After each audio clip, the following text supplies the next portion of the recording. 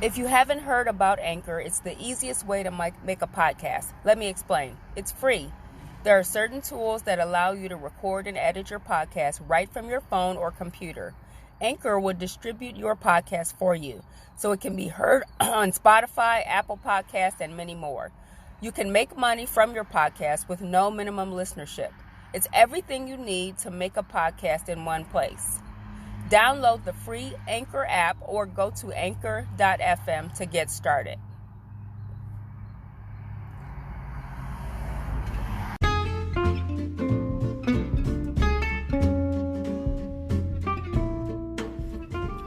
Hello, and welcome to the first 2023 episode of the Black Girl Happy Planner podcast. Happy New Year to everyone. I hope everyone had a great holiday season, got some downtime, got time to spend with family and friends, and got to eat and indulge a little bit. That's my favorite part, and I know it's some of your favorite parts as well, to indulge and eat desserts and all the things that we try not to eat during the year. So I think the holiday season is that excuse for us to indulge a little bit and partake in things we wouldn't normally do.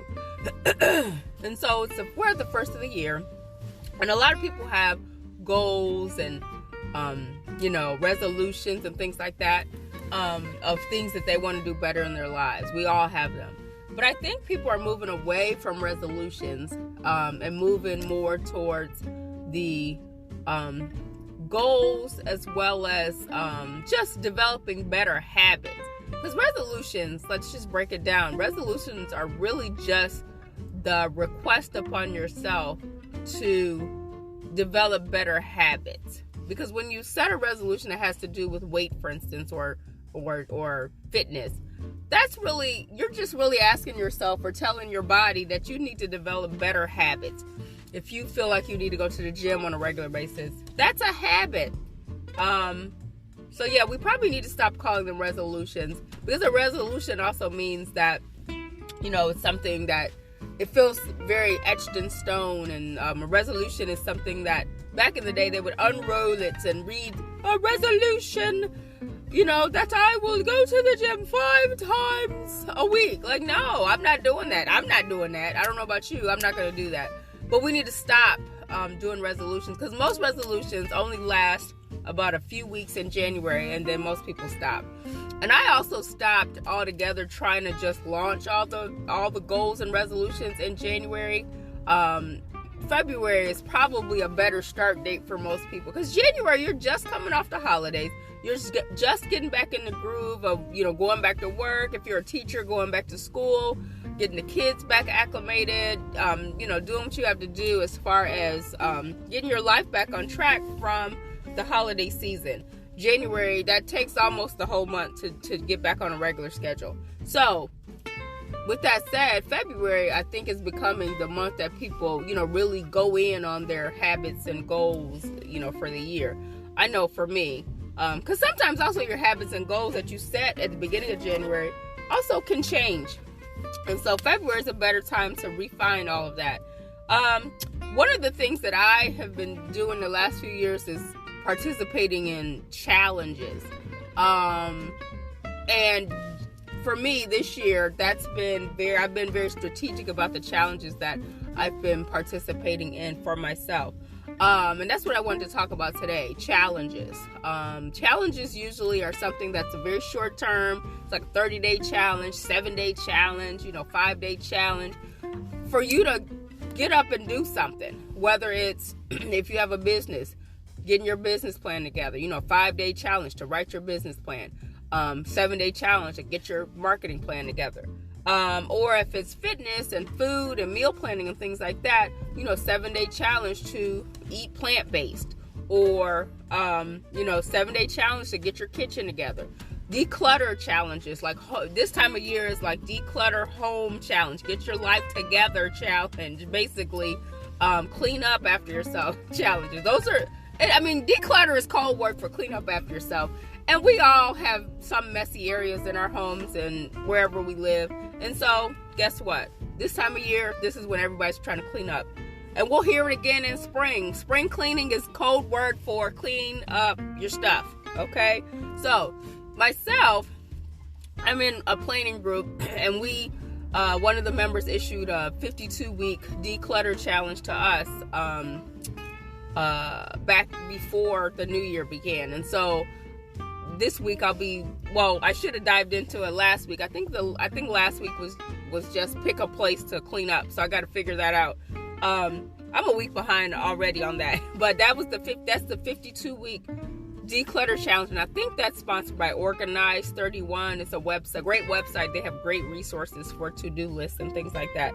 And speaking of to-do lists, I put myself on a self-prescribed to-do list challenge. There are websites like Organize 31, Franklin Covey, planning.com, and things like that have these pre-made monthly to-do lists of things that we all should be working on in our lives, like seasons of things we should be working on, like prepping for your taxes, cleaning up your bathrooms, clean out your pantry, things like that are like prescribed lists that can go along with the list that you already have for yourself. I was so excited when I found these. I was like, oh my gosh, this is so exciting, because it helps you kind of trigger and start thinking about the things that you need to do in your life, so that you're not from scratch every week trying to come up with a to-do list. So I'm so excited about that. Also, what I've been using and implementing in my planning system, if you will, is Moxie Life. It's a planner system that encourages you to plan in 8 areas of your life that include, hopefully I can get this as early. Let's see. Personal things you need to do, fun and recreation, work and learning. Let's see. Family and friends. That's like another category. Health and wellness, professional and personal growth, budget and finance, and then home, space, environment, things like that. And I've tweaked those categories, to fit my own life, but I've been trying to do everything according to those categories, and it's helping quite a bit. It's helping me plan. It's helping me do things around the house. It's helping me get business stuff done. It's helping me organize my even photos and files on my computer. I use all those categories, and it helps quite a bit, because I know if there's something fitness related, I can go into health and wellness on my computer and say, okay, it's all in this folder. Or if there's something business related, I can go into the work and learning folder, and find all of mine. And of course, I tweak those to my own, what I want them to be. But that for me helps with these challenges. And so the to-do list challenge, I made that up myself, but it's something that I encourage you and others to do and participate in. Like, get your to-do list game together. Like, if you got lists all over the place, and I'm guilty of that. If you got digital lists, paper lists over here, post-it notes over here, let's get that together. Bring them all to one place in one location, and start creating a better system of to-do lists for yourself. And that's really big with planners, making sure we have our to-do list in place, and that we're checking things off. We're not just creating to-do lists for the sake of creating a to-do list, but we're actually checking stuff off.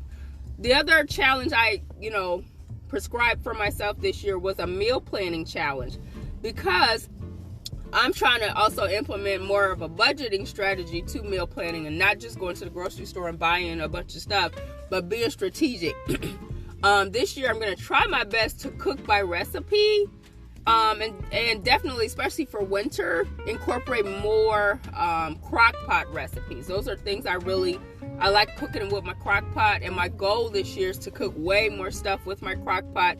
The crock pot I have is the Crock Pot Express, and all the stuff I'm talking about today I'll include in show notes, as well as my blog, which is shameless plug. I'll plug it.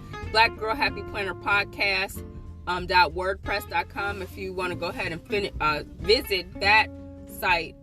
Give me like a day or so to get everything that I'm talking about on the podcast up on the site, but that's the site you should visit for all the follow-up. But yeah, meal planning for me this year is big, because I'm really just trying to have a strategy, have some meals ready, so that I can not be trying to figure out what I'm eating every other day.